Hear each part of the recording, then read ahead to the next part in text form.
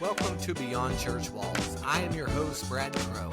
Around here, we discuss various topics from a biblical perspective and the perspective of Christ followers. Thank you for joining today, and I hope you enjoy the podcast. Hey, welcome back to the podcast. I'm your host, Brad Crow, and thank you so much for tuning in to another episode. I decided to walk my dog earlier, and it was around lunchtime. He likes to go for a walk Monday through Friday, and so I had to go to an award ceremony for my daughter earlier. He saw me putting my socks and shoes on, and he thought we were going for a walk, and so he was super disappointed when I left without him. So I got back, and around lunchtime decided I would take him for a walk. And as we were walking down the sidewalk in front of our neighborhood, my buddy was driving by, and he texted and said, "Surreal moment. I was actually listening to your podcast, and then I saw you walking your dog." So if anybody ever asks me in the future, how did you know when your podcast had made it? I'm just going to reply with, when I couldn't even walk my dog through the neighborhood without people recognizing me. Now, I've been told people don't get my sense of humor, but that's obviously a joke. But yes, I will use it in the future. So today's episode is titled Blinded by Assumptions. Blinded by Assumptions. This is actually a sermon that I've preached a couple of different times, and it's always really resonated with people. People love the story that goes with it, and it really is a good story. And so about 3 years ago, we were traveling to the beach, and we were driving my wife's Tesla. One of the places we needed to stop and charge was in Brinkley, Arkansas. So we charged to 100% from our house, and we could not make it all the way to Memphis. We had the option to stop in Little Rock, but it's kind of out of the way, the charger is. And so then the best option was to drive to Brinkley, Arkansas, charge, and then we would charge some more in Memphis. I had never been to Brinkley, Arkansas, and I did not know anything about this town other than it was between Little Rock and Memphis. I wasn't super excited that we had to stop here in the middle of the night, but it was just kind of whatever. To get to these chargers, you would need to turn there by the Sonic in Brinkley, Arkansas, and you would need to go a fair distance behind it. And there in the back of the parking lot was the Tesla superchargers. And so when we got there, it was probably somewhere, I'm going to say around 1 a.m. And it wasn't the most super lit thing in the world, but at the same time, it wasn't the darkest parking lot I've ever encountered in my life. So we backed into one of the charging spots, and I got out and hooked up the charger. When I got back in the vehicle, we noticed there were a couple of guys sitting in the middle of the parking lot smoking some unknown substance. What they were smoking, I'm not really sure. And to be honest with you, didn't really know, didn't want to find out.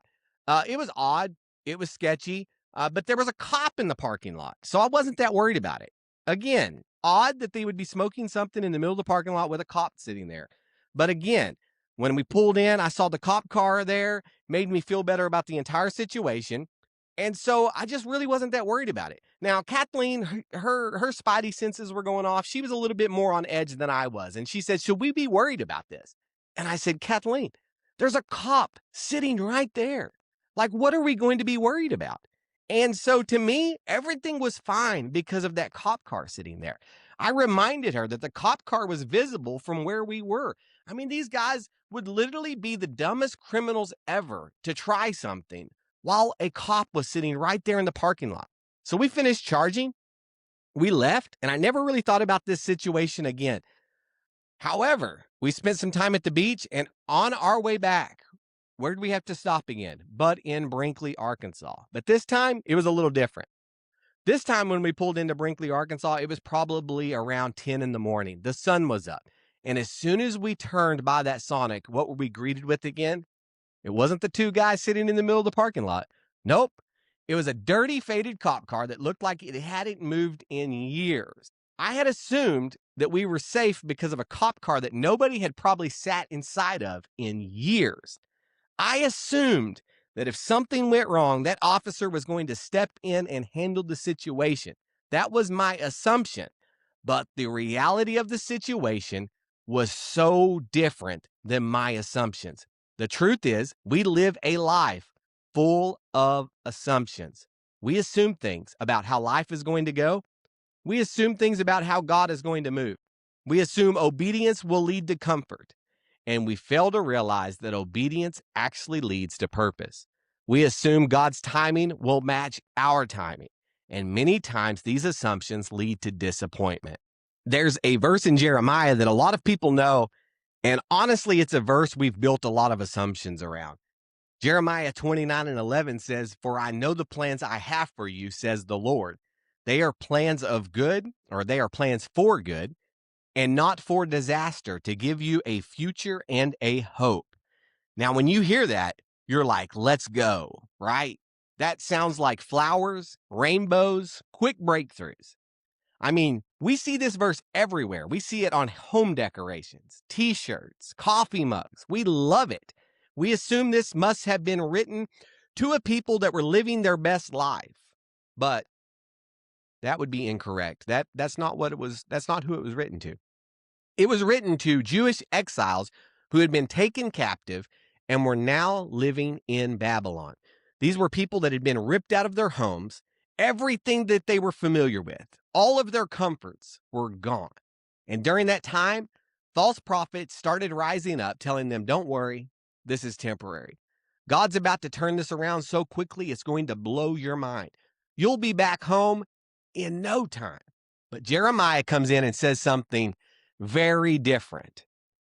Jeremiah says, actually, you're going to be here for 70 years. 70 years. What does this mean? What does 70 years mean? It means some of them hearing this wouldn't even see the end of that. They would die in this season, which means this was a lifetime reality for some of them. So when God says, I have plans for you, he's not saying, I'm about to fix this exactly the way you want me to. He's saying, even here, I'm still working.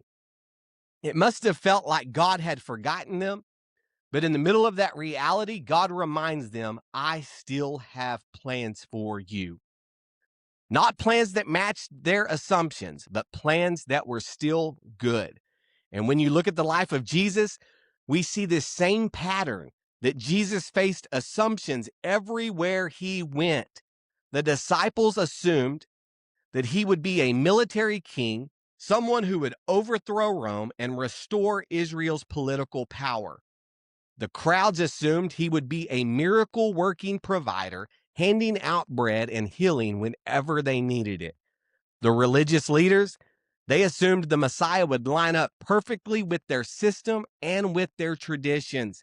John the Baptist, sitting in prison, even sends word asking, are you the one, or should we expect someone else? Peter assumed the Messiah could not possibly suffer and die, and Nathanael assumed nothing good could come from Nazareth. Everybody had assumptions. Everybody had a version of Jesus in their mind, but very few were willing to follow him when he didn't match their assumptions. Jesus did not come to fill assumptions. He came to fulfill the will of the Father. In that parking lot, I had an assumption of how things were going to play out. I assumed if something went south, that officer would be there in a moment's notice and take care of everything. But the reality didn't line up with what I had in my head. And some of you, if you're being honest, that's where you are right now. Your assumptions have led to disappointment. You're frustrated with God for not doing what you assumed he would do. You're confused because life didn't turn out the way you assumed it would. You thought this season would only last a little while, but it's gone on way longer than you ever assumed. And if you're not careful, you can start missing God's presence because you're holding on to assumptions. But the truth is, Jesus did not come to meet our assumptions. He came once again to fulfill the will of the Father. And that means sometimes his plans won't look like we assumed. I'm sure there will be people that listen to this that your life has not turned out like you thought it would. You're frustrated, you're confused, you're discouraged, but that doesn't mean God has stopped moving.